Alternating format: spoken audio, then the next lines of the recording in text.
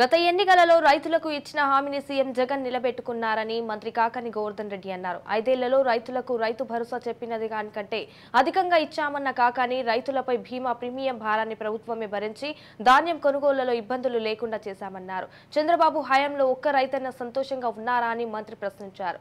నీరు చెట్టు పథకం పేరుతో టీడీపీ నేతలు వేల కోట్ల రూపాయలు దోచుకున్నారని ఆరోపించారు.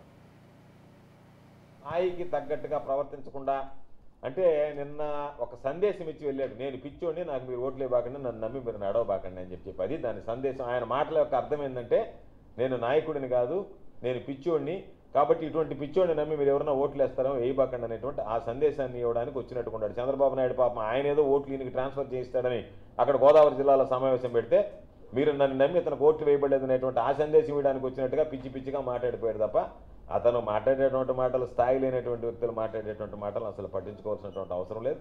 స్థాయి లేనటువంటి వాడి గురించి అసలు మనం మాట్లాడడం దండగా. నువ్వు వామన అవతారం అయితే నీ కార్యకర్త